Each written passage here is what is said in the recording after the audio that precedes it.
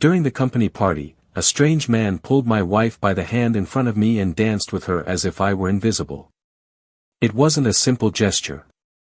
It was the way she accepted the dance, how she smiled back, how the touch between them was intimate, as if that moment was theirs, not mine, not ours. The room was packed, people laughing, toasting, the music was loud, and yet, I heard the click that made inside me when I saw his hand in his, the same hand that held mine 10 years ago, the same hand that promised loyalty, now dancing without hesitation with a complete stranger. I wanted to believe it was just a joke, a coincidence, a silly social gesture, but my stomach didn't accept the lie. I knew her body. I knew her eyes. And at that time, they were no longer with me. They didn't dance for me. And I couldn't look away. I stood there, motionless, with the glass crinkling in my hand, watching the woman who slept next to me every night being pulled away like a teenager enchanted by another man. And she went. No resistance. No hesitation. That night, the silence between us was deafening. I didn't ask, she didn't explain. But it was no longer possible to sleep next to someone who smelled like someone else's perfume, even if it was imperceptible. Something had broken. So I started investigating. No confrontation, no raising your voice, no accusations. Just observing. His name appeared too quickly, her smile lasted too many seconds after receiving messages, her cell phone facing down, calls during the shower. Small signs, which added up, screamed in my face that I was no longer the only one. And then I found him. Married. Doubly dirty. A man who not only destroyed his own home, but also crossed my door with a smile on his lips, as if he deserved applause for stealing what wasn't his. I knew right then and there that it wasn't enough to know. It was necessary to make him also feel the taste of the ground opening up under his feet. That's when I looked for his wife. And what she told me confirmed everything. It wasn't the first time. He was methodical. A predator of corporate environments. A man who turned parties and trips into hunting. But she didn't know the details. I gave her evidence. Photos, conversations, messages, details. And together we planned what came next. Not just a confrontation. A revelation. An unmasking. A scene that would leave an impression on everyone present. We plan each step with the precision of a surgeon. And we chose the same stage, the next company party. Only this time, he wouldn't ask my wife to dance. This time, the hand that would emerge would lead to his ruin. Meanwhile, at home, my wife walked around as if nothing was happening. She was more affectionate, more attentive, closer. Which hurt me more, because I knew it was my fault. She wanted to balance betrayal with kindness. He took care of me as if we were still us, but his eyes still looked away when I tried to hold them for too long. One night, after making love as if we were at the beginning of our relationship, she laid her head on my chest and said she loved me. And I, with my hand on her hair, could only think that that body was no longer just mine. She breathed calmly, thinking her lie was safe. But the storm was already brewing over our heads. The day of the party arrived. Everything was perfect.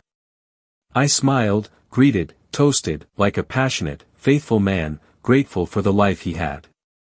Nobody suspected. I wore the suit she had given me on our last wedding anniversary. She looked stunning.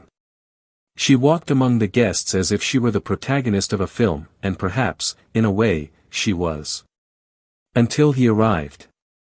In a dark blazer, tight tie, and the same scoundrel smile as always. The room was filled with laughter, toasts, fake smiles and blank stares.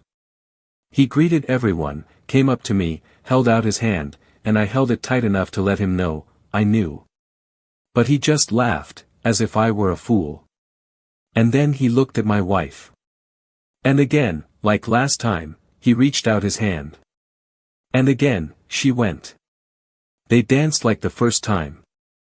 And I just watched. The entire hall revolved around them. The beautiful, smiling, charming couple. The music surrounded the moment like a smoke screen, and everyone's eyes turned to that informal stage, where betrayal was presented in a red dress and well-cut suit. And then, at the height of the dance, when the world seemed to have stopped to watch this dirty spectacle, I made a gesture. A simple wave. And that's when she entered. His wife. In high heels, eyes on fire, holding a microphone. The music stopped.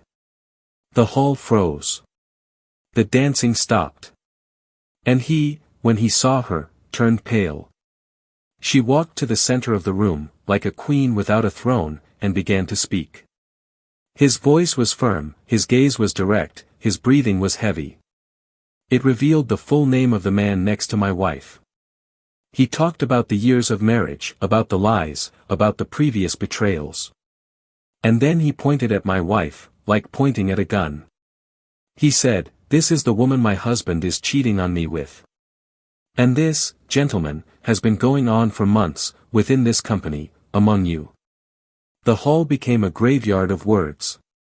People looked at each other, some laughed nervously, others looked to the side, not knowing where to hide. She continued. He said he had already filed for divorce. She said she would sue her husband for moral damages.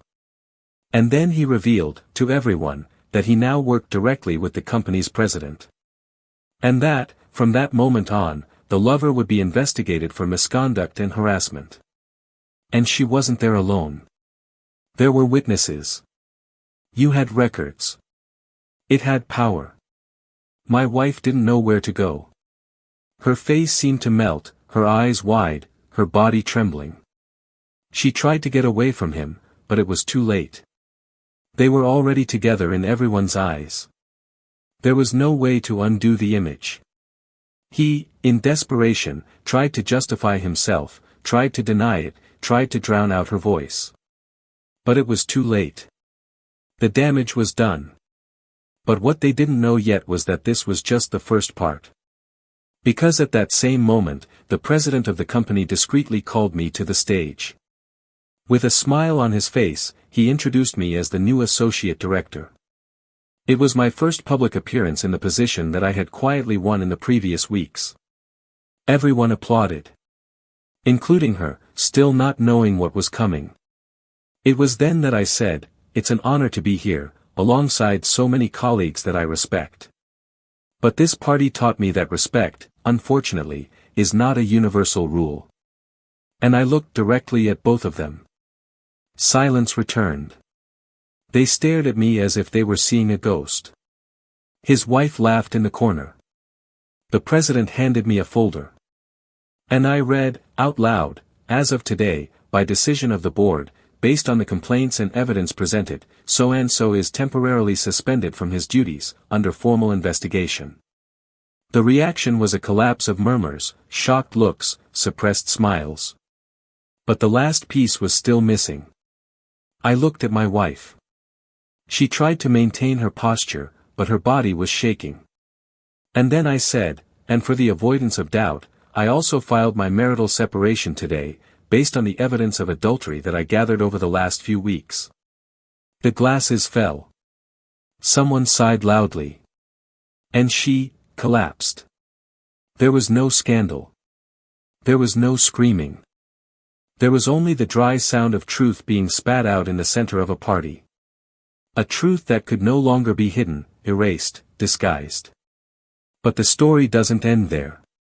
Because after that, when everyone thought I had won, something even more unexpected happened.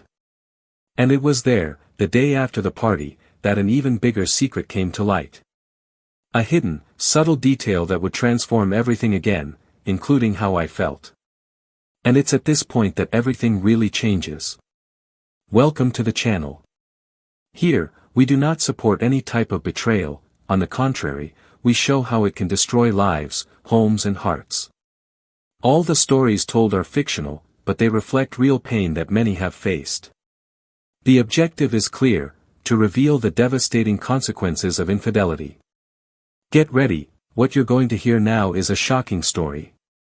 Let the truth behind the lie begin. Daniel has always been a serene man, with calm speech and restrained gestures, the kind that don't stand out in a noisy environment, but that become unforgettable because of the way they listen, the way they observe. He was methodical, passionate about simple routines, about waking up at the same time, about drinking his coffee with 2 drops of vanilla and whole grain bread cut at symmetrical angles. He was no ordinary man, although he tried hard to appear so. He had a look that overflowed with kindness, but hid a sharp intelligence, capable of perceiving the most subtle changes around him. He worked in the administrative sector of a large technology corporation and, over the years, he earned the respect of his colleagues for his ethics, his emotional stability and, above all, for his discretion. She was the type who preferred compliments in private, who refused company birthday parties and who always brought home flowers on Fridays, even for no apparent reason. For Daniel, small gestures were everything. His wife, Clara, was the opposite in many ways. Communicative, engaging, full of energy, the kind that transforms a trivial conversation into something charming. Clara worked in the marketing sector of the same company as Daniel, and stood out for the charisma with which she conducted meetings, for the enthusiasm she brought to projects, for the way she enchanted even the most difficult clients. She was sweet but ambitious. Elegant but firm. There was something magnetic about her presence, and it was impossible not to notice her when she walked into a room. When she met Daniel, she was surprised by his calmness, by the way he didn't seem to try to impress, and perhaps that was exactly what won her over. Clara said that Daniel was the safe haven that she didn't even know she needed, someone who made her feel like she didn't need to always prove herself, someone who offered peace in such a demanding world. They met 6 years earlier, at a company convention in another city. He was one of the speakers and she was one of the organizers. When their eyes met for the first time, there was an involuntary silence between the two, as if the world had turned down the volume for a few seconds. The connection was almost instantaneous, but delicately constructed. Daniel was neither direct nor invasive. He sent an email the next day thanking him for the impeccable organization of the trip and praising the good taste of the musical choices during the cocktail party. Clara responded with a typed smile and, from there, an exchange of messages began that soon turned into dinners, then weekends, until they became inseparable. They got married 2 years later, in a place surrounded by ancient trees, where guests threw petals instead of rice. The ceremony was small, intimate, only for those closest to us. Daniel preferred it that way. Clara accepted, but made sure to take care of every detail to make it memorable. And it was. In the early years, they built a home together based on respect, complicity and mutual admiration. Each one with their individualities, but always with a pact of balance. Clara understood Daniel's silence, and he, in turn, valued her intensity. It was as if they had found just the right rhythm to coexist without friction. At work, they avoided mixing personal and professional life. They were in different areas, on different floors, and agreed to have lunch together once a week outside the company. It was their moment, a kind of reconnection ritual in the midst of the rush. All colleagues knew they were married, but they never witnessed kisses or exaggerated exchanges of affection. They kept a low profile by choice. Their relationship was admired. Many said they were the perfect couple. Daniel, always kind, was the first to help any colleague. Clara, with her sharp empathy, could make even the most reserved employee open up during motivational campaigns. Over time, they became not only professional references, but personal ones as well. Invited to events, dinners and, occasionally, used as an example in internal lectures on work-life balance. From the outside, everything looked perfect. And in many ways, it really was.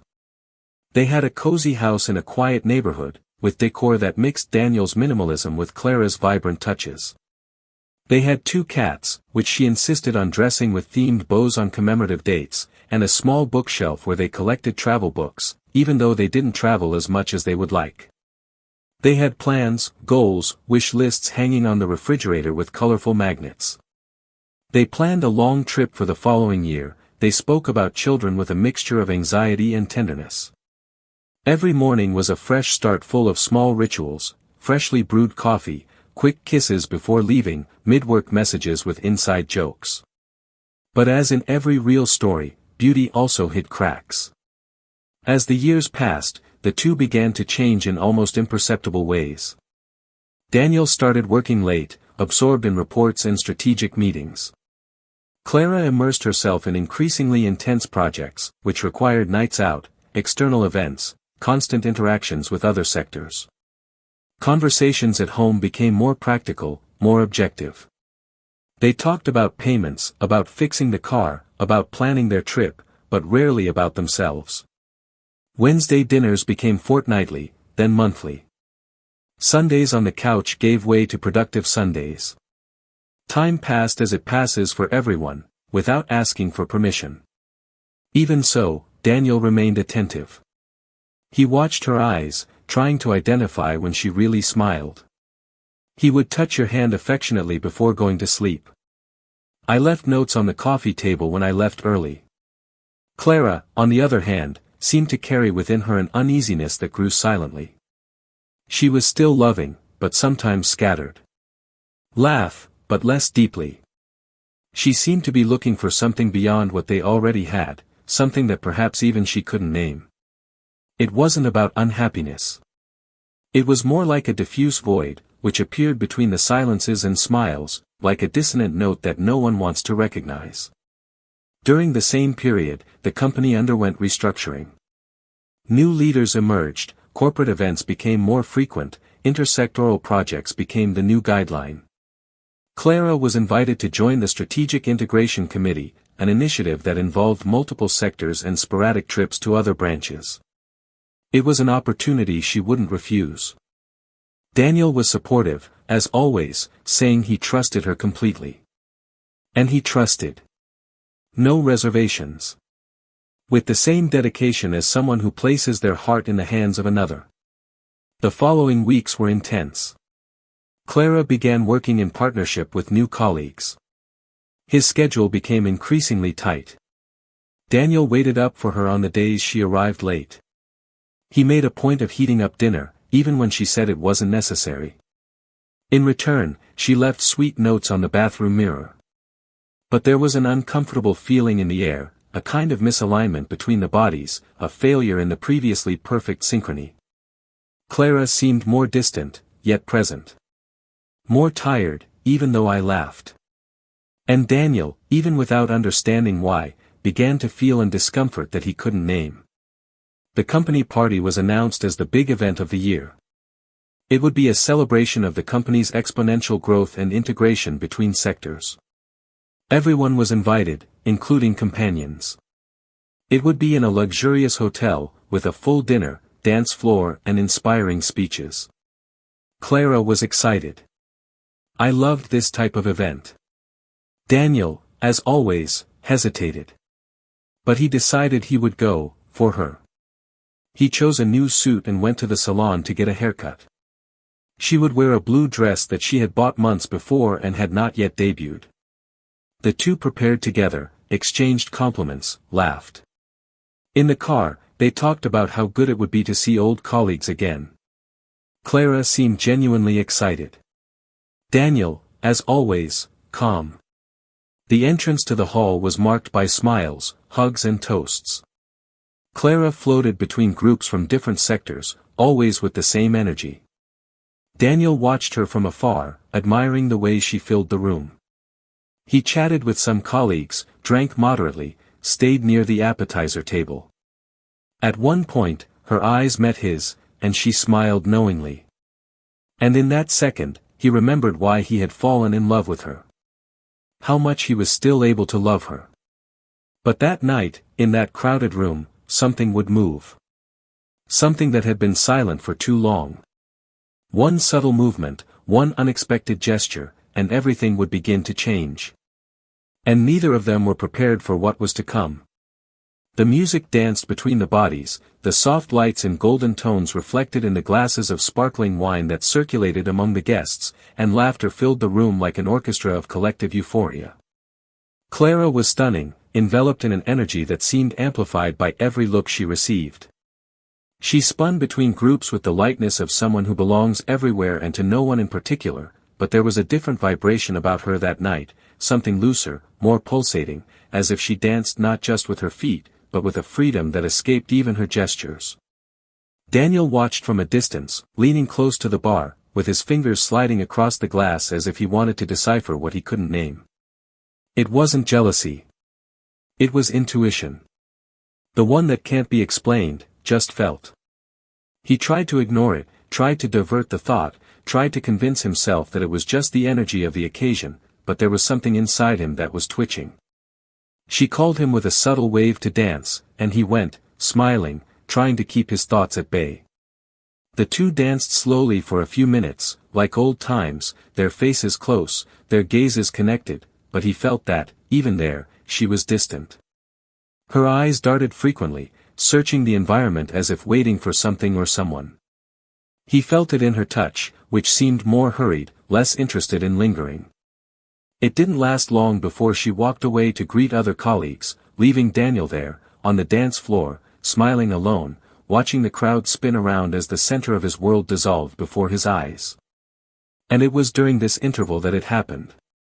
A man crossed the room too confidently to be just another guest. He was tall, with a firm presence, a trained smile, and an impeccable suit. He reached Clara without hesitation, and extended his hand to her.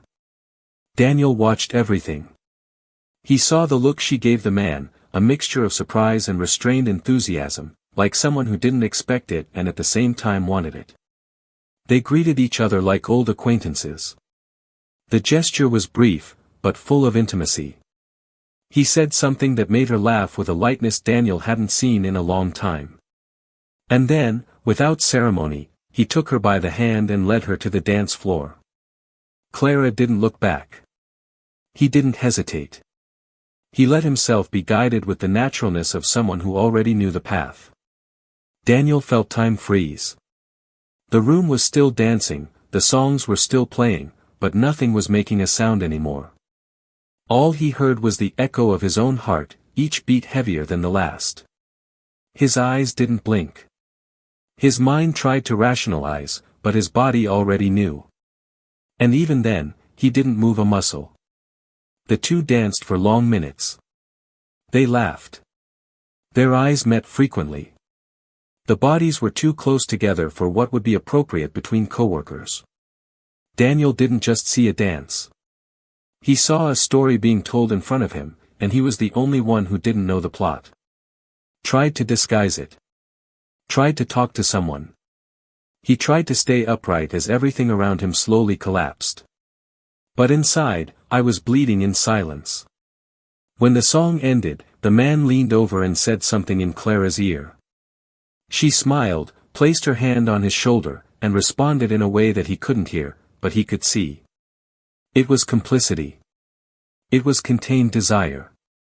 And then they walked away, each one to one side, as if nothing had happened. Daniel spent the rest of the night with a lump stuck in his throat. The smile frozen on his face. The look lost between glasses and greetings. When he arrived home with Clara, she took off her shoes, praised the party, commented on how lively the event was, and then kissed him lightly before going up to take a shower. Daniel stayed in the kitchen, standing still, staring into space, trying to find air. He didn't sleep that night. He just waited for the day to come, in silence, with his eyes fixed on the ceiling and his heart pounding questions that he still didn't know how to ask. From there, something broke, but no one heard the sound. Over the next few days, Daniel began to observe more closely. Every gesture, every look, every laugh from Clara started to be analyzed in layers. She said she was overworked, that the new projects were demanding a lot from her, that sometimes she would leave later because of meetings with other sectors. Daniel pretended to understand. He responded with kisses, with dinners ready, with coffees left by the bed. But inside him, a ground was already beginning to crack. He decided to act cautiously. I wouldn't confront. Not yet. I preferred certainty to doubt. I preferred the weight of a truth to the torture of a maybe. Hired a private investigator. Not because he was paranoid, but because he needed the clarity that his eyes could no longer provide. Meanwhile, Clara continued with her routine of smiles, meetings, and out-of-hours departures. She continued to be affectionate, attentive in small doses, loving enough to maintain the appearance of normality. But Daniel felt it. More and more. And what was intuition started to become certainty with the information that arrived. Photos, schedules, meetings in remote cafes, intercepted messages. Everything connected. And between each new detail revealed, a piece of Daniel died in silence. It was on a rainy Sunday, while Clara was preparing pancakes and Daniel was pretending to watch the news, that the final straw arrived. The investigator sent a recording of a meeting that occurred 2 days earlier. A discreet dinner in a low-light restaurant. Clara and the man at the party. The two sat side by side, hands that touched frequently, gazes that lingered. At one point, the man brought his hand to Clara's face and caressed her cheek. She closed her eyes for a moment, then smiled and kissed him. There was no longer any room for doubt. Betrayal was no longer a whisper, it was a scream. Daniel turned off the video. He put his cell phone in his pocket and calmly stood up, thanking him for the pancakes. And once again, he pretended. That night, she slept first. As I always did in the last few months. Daniel remained sitting on the edge of the bed, watching the sleeping face of the woman he chose to love, the woman he had supported emotionally for years, the woman he dreamed of growing old with. He watched in silence, trying to understand when exactly she stopped being his. And as much as it hurt, something inside him told him there was still something he didn't know. Some piece out of place. A detail that had not yet emerged. But whatever it was, it would come to light. He got up, covered her with the duvet, and left the room. The night was long. And what would come, he knew, would change everything forever. The next day, he went to work as if nothing had happened. He passed through the corridor greeting his colleagues, entered the meeting room, participated in presentations, made discreet jokes with his usual peers. But within himself, there was no longer room for anything other than strategy. He knew what he needed to do. And it wouldn't just be a conversation. He wanted her to taste the choice she made. To look in the mirror and see the real reflection of the woman she has become. But to do so, he needed to wait for the right moment. And he was close. The following week, Clara was called to a new company event, a get-together between strategic sectors. An integration dinner, like so many others. But this one, Daniel knew, would be different. He had already made the right invitations, articulated the details, confirmed the necessary attendance. And when she entered the room, next to the man with whom she shared hidden glances, Daniel was already there, waiting. She didn't see him right away. He was smiling, radiant. As if the world still belonged to him. And for a brief moment, Daniel almost faltered. But then he remembered the recording. From the kiss. From the lie on the face of those who swear love. It was exactly there, at that moment, that Daniel knew the time had come. And what would come next, he had already rehearsed in silence for nights on end. But what he himself didn't imagine was that behind that betrayal, there was still something much bigger hidden. Something that would forever change everything he thought he knew. The party room was full, the atmosphere seemed lighter than usual, maybe it was the music, maybe it was the wine, maybe it was the excessive laughter of people trying to appear whole in a world of appearances. Clara was at the center of everything, moving around naturally, as if that environment had been designed for her. Daniel was already there, as calm as ever, only now with his eyes more attentive than ever. He was wearing a dark, tailored suit, his face as calm as the surface of a lake on a windless day, but inside, a hurricane was gaining strength. The lover's wife was positioned among the guests, in a light conversation with one of the HR leaders, smiling like someone who has not yet revealed that she is about to open the door to hell. The lover, glass in hand, walked around confidently, greeting everyone with an air of superiority that Daniel knew well. He was the kind of man who thought nothing could touch him, who mastered the backstage and backstage of emotions, who walked around like he owned the place. And at that moment, the certainty that he had no idea what was coming next made everything even more enjoyable. When the music stopped and the microphone was handed to Clara so that she, as part of the events committee, could give a short thank you speech, Daniel approached the center of the room and stopped in front of her. The silence was immediate, as if everyone knew that something out of protocol was about to happen. Clara, surprised, smiled, not knowing if that was part of the program. The lover, further away, slightly raised his eyebrow. Daniel excused himself, gently took the microphone from his hands and walked to the center of the room.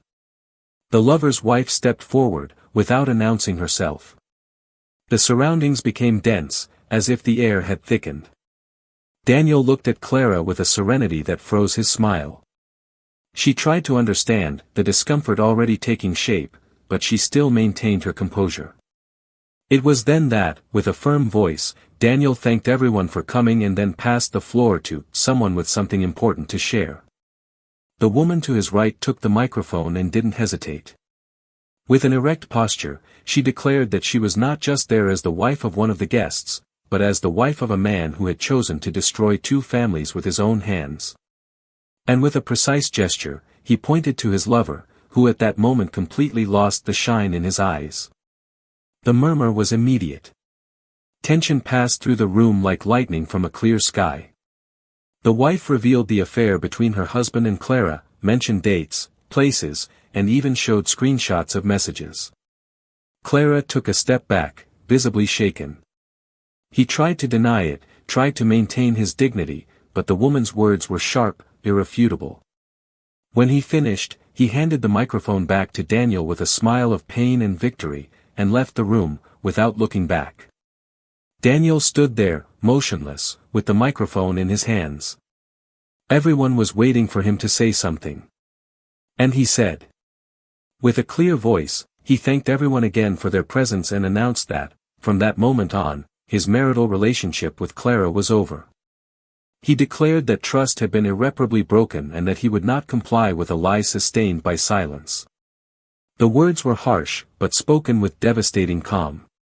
Clara tried to get closer, mumbling that they could talk, that it wasn't the place, that they were exposing too much. But he didn't listen to her. He just left the stage, crossed the room and stopped in front of the man who destroyed his home. With his eyes fixed on him, he handed over an envelope and said that it contained the company's formal notification of his suspension, an internal investigation and the re-evaluation of his ethical conduct as an employee, based on accusations that were no longer just personal, but corporate. The lover was left without reaction. He tried to laugh, disguise it, deny it, but the faces around him had already become silent judges. The crowd was now no longer an audience, it was a court. Daniel left the center of the room without looking back, leaving an uncomfortable silence hanging in the air. But the real twist had not yet been revealed. In the following days, as the news of the betrayal spread through the company's corridors and Clara's image crumbled amid whispers and crossed looks, something even bigger began to take shape. She tried to talk to Daniel, tried to arrange meetings, send messages, rewrite her version of the story. But he didn't respond. I was focused on another part of the plan, deeper, more strategic, more destructive. What no one knew was that, in the previous weeks, Daniel had already started getting closer to the betrayed woman. A subtle movement, built on the shared pain and sincerity of two who were broken by the same lie. They started talking through formal messages, then exchanging confidences about their disappointments, and over time, they developed an unexpected complicity. She had been the first to notice her husband's pattern of behavior, the first to suspect that something was wrong, but she lacked proof. Daniel provided each one. She, in turn, revealed something that made his eyes widen for the first time in weeks. The lover was not just a company employee. He had achieved his position through family influence, as his wife was the niece of the company's vice president, and everything he had been built in silence, ignoring codes of conduct, internal bidding and ethical relationships. What Daniel believed to be just a marital betrayal was also a structure of abuse of power, a dirty corporate game, supported by hidden relationships. And more, Clara knew. She knew that her lover was married. I knew about the connection with the top management. She knew that getting closer to him could benefit her. And yet, it moved forward. Participated. Silenced. Profited. The secret was there, out in the open. The betrayal wasn't just emotional. It was strategic. Clara had gotten involved with that man for more than desire. There was a veiled intention of professional growth, of access to areas that were not previously open to him, of positioning in sectors where simple competence was no longer enough. Clara, who had shown integrity for so long, had transformed into a player. And she was no longer the woman Daniel had loved. It was another. With other values, other desires, other choices. Faced with the revelation, Daniel understood everything. The averted glances, the unexpected trips, the recommendations for projects that seemed to come out of nowhere. He understood that his marriage was used as a showcase, a facade of stability, while behind it was articulated an ascension based on manipulation. The impact was so profound that for a moment he thought about not reacting. In just disappearing. But he decided not to. That it would not be silenced. That she would see what it cost to play with the trust of someone she loved. At the board meeting, Daniel presented detailed evidence of their involvement, not only in personal betrayal, but in the misuse of the company's structure for his own benefit. There were traces of conversations, transfers of privileged information, use of internal data to strengthen Clara's image with the presidency. And, in front of the full panel, the decision was unanimous: both would be dismissed from the company, without the right to bonuses or recommendations. But the final blow was yet to come. In a final move, Daniel requested that the dismissal be formalized during a general meeting, as a way of reinforcing the company's ethical commitment. The board accepted. And Clara, without knowing it, was called to present a project at that same meeting. When she entered the room, she saw all the faces turn towards her. Among them, Daniel, calm, next to the HR director. And it was there, in front of everyone, that he received his termination letter. And he knew that, in addition to his marriage, he had lost everything he thought he had achieved. She stood still, speechless. She tried to talk to him, but he just said, in an almost inaudible tone, that justice sometimes didn't come with shouting, but with the exact weight of silence. Clara left the room with teary eyes, her face drained of color, her body shaking. And Daniel stood there, firm, knowing that everything had changed. But what he didn't expect, was that story still had a final chapter. Something that no one, including him, could predict. Something that would turn everything around once again. Clara's departure from the company was not silent. She left the building with dry eyes, but inside she was an uncontrolled hurricane. He passed through the lobby feeling the looks that didn't need to be direct to hurt.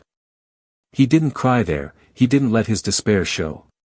He got into the car, started the engine with a shaking hand, but didn't drive. She stood still, both hands on the steering wheel, trying to understand how reality could change so brutally in such a short time. It wasn't just the exposure, the dismissal, the public trial. It was the realization that the control he believed he had carefully constructed was completely out of his hands. And what hurt most was knowing that everything had been articulated with precision by the man who, until recently, she thought was too predictable to be dangerous. Daniel not only found out about the betrayal. He disarmed her every step with intelligence. And he did it without screaming, without destroying himself. Yes, she was destroyed. Meanwhile, he walked another path, not lightly, but with determination. Public exposure had been necessary. The wound needed to be opened in front of everyone so that there would be no doubts. But there was more to resolve, and it was no longer about revenge. It was something deeper, quieter. Daniel knew there were cracks inside him that would never be repaired. I wasn't looking for a fresh start. I sought understanding. And yet, something unexpected began to emerge from the chaos. A new presence, unexpected, discreet, but firm. Helena. Helena was the name of the woman betrayed by Clara's lover. After the night of the party, they remained in contact, not out of convenience, but out of a mutual need for understanding. There was no rush, nor declared intention. Just sincere exchanges of words between two who understood each other without having to explain. She is different from Clara in everything. Serenity in the eyes, calm voice, and a pain that, instead of imploding, had transformed into lucidity. Daniel met her again a few weeks later, in a small cafe, outside the center, far from everything. They talked about the legal processes, about rebuilding their routine, and in the midst of it all, they laughed for the first time. Conversations became meetings, long walks.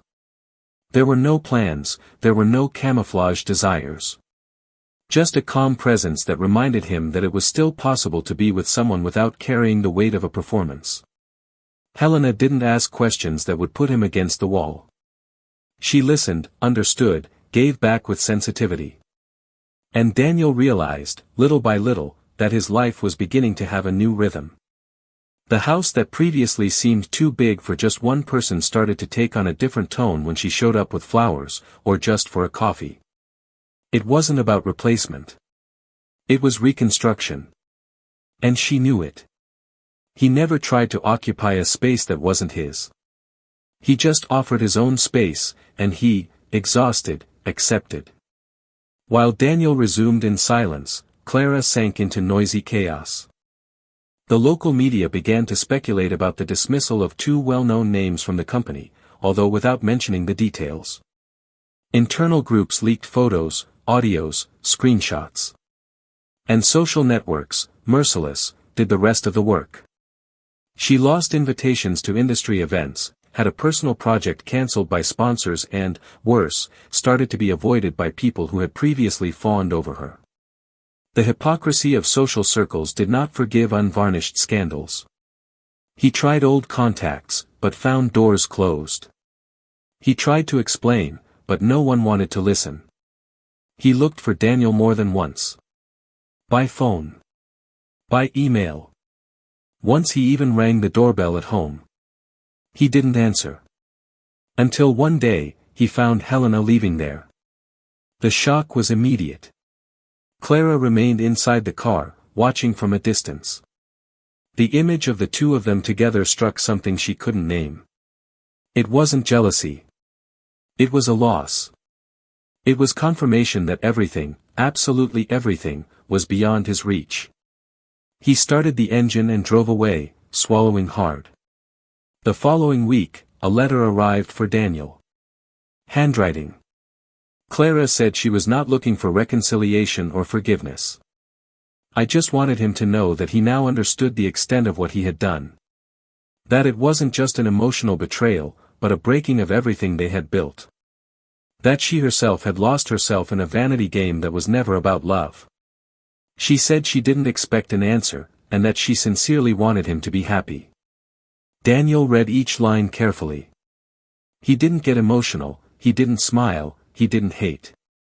Just understood.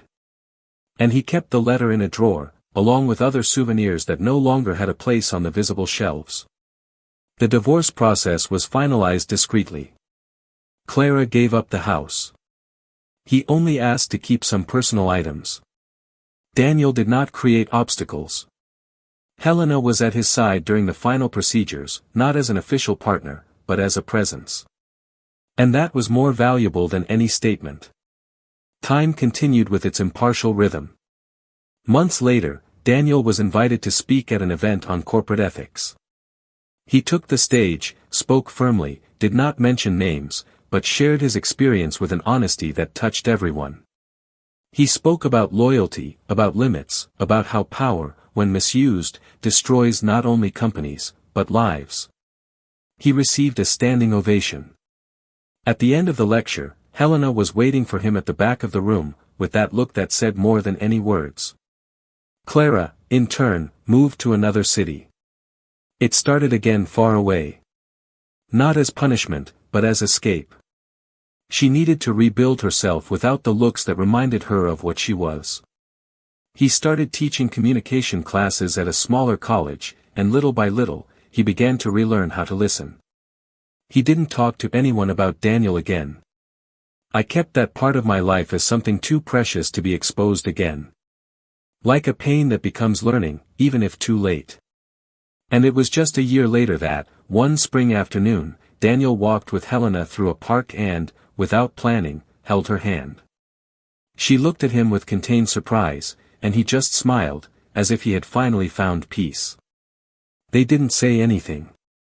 They just continued walking, side by side, while the world around them seemed, for the first time in a long time, silent and right. But deep down, even with everything rebuilt, even with serenity achieved, a single question still existed. And this question, Daniel would only ask once. In a last conversation, in a last gesture. Because, even after all the pain, something still needed to be said. And maybe, just maybe, it was in that answer that he would finally understand everything. The last conversation was unplanned, but inevitable. Time had passed enough to allow silence, but not to completely eliminate the residue of what was once profound. It was an end that needed to be sealed with the truth that had not yet been told. Not out of desire for reconciliation, nor out of anger. But because there are questions that refuse to die until the answer is given. Daniel learned that Clara would return to the city for a few days. It wasn't a secret. She would come to resolve pending documents and an apartment that she had not yet managed to sell. The news came to him from an old colleague, casually, without emotional charge, like a footnote on an almost forgotten page. But something inside him reacted, not with restlessness, but with clarity. There was an unspoken word between the two. And he needed to hear it. It was he who sent the message, simple and direct. "Can we talk before you get back?" The answer came quickly. Yes. They marked it in a neutral place, without links to memories. A stone bench under a tree in the center of a park they had rarely visited together. When Clara arrived, she had an expression on her face that was no longer one of guilt or shame, but of someone who had learned, by force, the value of choices and the cost of deviations. She sat down carefully, and the silence between them lasted longer than expected. Until Daniel, with his eyes fixed on the falling leaves, asked what had been haunting his thoughts for a long time. "Would you have done all that if you knew I knew from the beginning?" Clara didn't respond immediately. She took a deep breath, and only then looked up at him. He said he didn't know. That maybe yes, maybe no. Who, at that time, believed that everything was under control, that he dominated the game, that nothing would go beyond the script he had drawn. But what she didn't expect was to get lost along the way. She said that, at a certain point, she began to no longer recognize herself, that she looked in the mirror and saw someone who molded herself too much to the environment, to expectations, to power disguised as desire. That the betrayal was a consequence of an internal process of erosion and not an isolated gesture of evil. But still, there was no excuse. Daniel heard everything in silence. He didn't interrupt. Didn't respond. When she finished, he just shook his head. And then he said he forgave. Not as someone who forgets, but as someone who decides to no longer carry the weight of others. Clara cried, but didn't ask to start over. I knew there was no more space. He got up, thanked him and left without looking back. And Daniel, when he saw her leave, felt not relief, but a discreet peace. The cycle had ended. In the days that followed, life continued with the tranquility of someone who had survived a storm without losing their values. Daniel returned to dedicate himself more deeply to his work, now with a new purpose. He began leading projects focused on ethics and organizational integrity, giving voice to topics that were previously treated as taboo. He became an internal and external reference, not because of the scandal he experienced, but because of the way he reacted to it. Pain became authority. Silence became an example. And his stance began to inspire others not to remain silent in the face of abuse disguised as charm. Helena remained by his side, but not as a replacement or as a redemption. It was a relationship built on truths, without rushing, without the need for spectacle. They were two hurting adults who chose to treat each other with kindness. And that was enough. Their conversations went beyond pain. They talked about books, about politics, about food, about the future. She had renovated a small studio where she painted during the weekends. Daniel liked to see her creating, as if each color was a new beginning. He accompanied her to small exhibitions, sometimes helped carry canvases, and, in silence, allowed her lightness to fill spaces that were once filled with anguish. But, despite the reconstruction, there was a dilemma that never left Daniel's mind. Something that started to grow slowly inside him and that started to bother him as the months went by. It was a question that didn't concern Clara, nor Helena, but himself. How fair had his response to the betrayal been? To what extent were the public unmasking, the strategic dismissal, the brutal breakup acts of courage or just a sophisticated form of revenge? Doubt didn't take away his sleep, but it poked at his conscience. He knew he hadn't been cruel on impulse, but he also knew that, in his pain, he used his power with calculated precision. And, in that use, there was something that brought him closer to the very Clara he had condemned. He then started talking about it with Helena, who listened to him attentively. She didn't judge him, but she didn't soften what he felt either. He said that justice and revenge sometimes arise from the same root, and that time is what defines whether something was necessary or just reactive. Daniel began to review his actions, not to blame himself, but to understand. He knew he needed to come to terms with his own choice. And he did. He realized that, although he exposed Clara and her lover, he did not do it to humiliate, but to cut a line of silence that could have swallowed the company itself. The exposure, although painful, had prevented the pattern from repeating itself in other spheres. It had served something bigger. This didn't make the process any easier, but it made it at least bearable. One afternoon, while walking with Helena along the banks of a lake, he stopped, looked at her and said that, for the first time in a long time, he felt whole. Helena smiled, held his hand, and they followed in silence, leaving light footprints in the damp earth. Meanwhile, Clara reappeared in an interview with a smaller communication channel. He didn't mention Daniel, nor the details of what happened. He just talked about how it is possible to get lost when you pursue something without questioning your own limits. He said he was starting over, that he was teaching and learning at the same time. His face no longer carried the haughtiness it had before, but a more sober, more real expression. When Daniel watched the interview, he didn't feel hatred or longing. He felt only understanding. And perhaps, deep down, a hint of gratitude that everything happened the way it did. Because it was necessary to lose everything to find yourself again. Months later, unexpected news arrived. Clara had written a book. Not about the scandal, but about emotional ethics in the corporate environment. The title was simple but strong. And on the first pages, there was a dedication, to those who showed me the weight of choice. Daniel received the copy with surprise.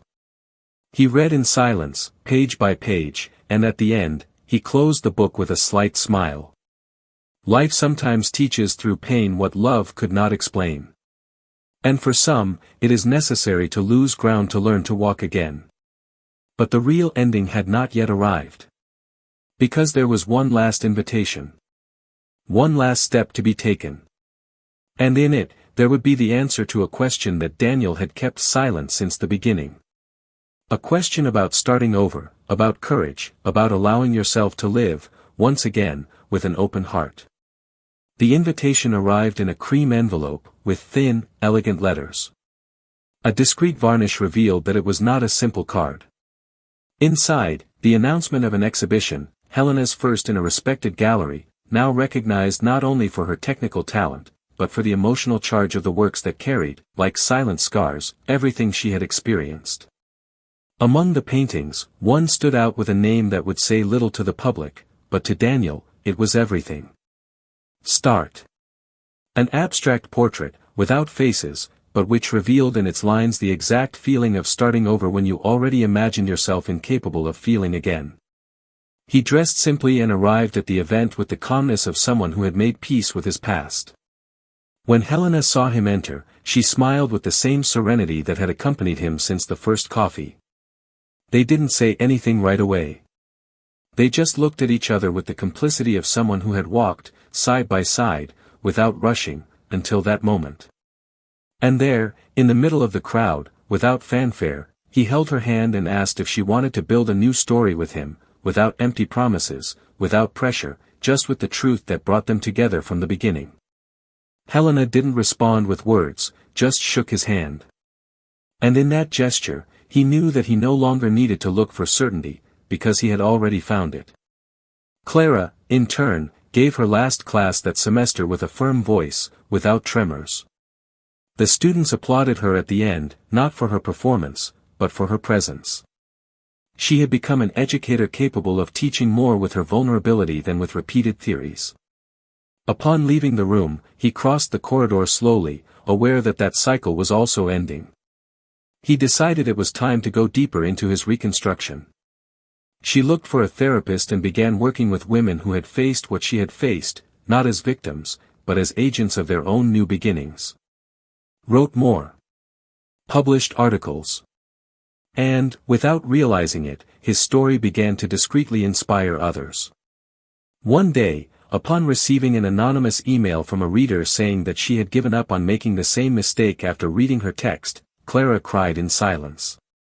Not out of remorse, but out of understanding that, even from a mistake, it was possible to generate something good. Clara's ex-lover followed another path. After the public exposure, he tried to maintain appearances, moving to another city and taking on another position in a smaller company. But the truth, even in disguise, has a smell that doesn't hide for long. In less than a year, he was involved in a harassment scandal and fired again. The connections that once sustained him have now turned their backs. Isolated, without prestige, he began to make a living from sporadic consultancies, avoiding exposure. Some said he was trying to rebuild his image, others that he was just hiding. The fact is that he never had the same sparkle in his eyes again. And deep down, he knew that what he lost was more than a job or a marriage. He lost his own reflection in the mirror. Helena and Daniel, over time, decided to merge their houses into one. Not out of necessity, but out of desire. They created a light, silent space, full of plants, books and paintings. It wasn't a new house. It was a house built on truth. They lived without rushing, without demands. They traveled when they could. They laughed more than they planned. Sometimes they talked about the past naturally, without pain. They had understood that there is no redemption where there is silence, but also that pain, if looked at head-on, can be the beginning of something greater. Daniel found his passion for writing again. He started a book on ethics and emotional reconstruction. Helena illustrated the covers. And, together, they discovered that love, when true, does not require a spectacle. Just presence. Years later, Clara met Daniel again by chance, at a conference on emotional integrity. Both were guest speakers. They exchanged looks, formal greetings, and a brief smile. Nothing else was needed. They had already said everything they needed to. And, at the end of that day, each one went a different path, but with the certainty that, even after all the destruction, they had managed to become better versions of themselves. The impact of the choices reverberated for a long time. Friends moved away, others approached. Families reorganized. But everyone involved left changed. Neither better nor worse. Just more aware. Betrayal was not the end. It was the door to a truer beginning. And although none of them wanted to go through all that, they knew that if it hadn't happened, they might still be trapped in a charade that was preventing them from growing. And now, with this story complete, there is a reflection. How far can love endure silence? What are we left with when trust is broken? And how do we move forward when everything we knew about each other, and ourselves, no longer makes sense? The answer, as we have seen, is not in immediate forgiveness, nor in empty punishment. It's in the courage to look the truth in the eyes and decide not to be defined by the error, but by the way we choose to rebuild what's left. If you made it this far, comment below what you thought of this story. What was the most memorable moment for you? What decision would you have made in Daniel's, Clara's, Helena's place? Your opinion is very important to us. And of course, if you haven't subscribed to the channel yet, take the opportunity now to subscribe and activate notifications. Here, you will hear intense, real and transformative stories. And remember, this channel does not support or romanticize any type of betrayal. Our goal is to show how wrong decisions can change lives forever, and how the truth, no matter how painful it may be, is always the best path. Until next time.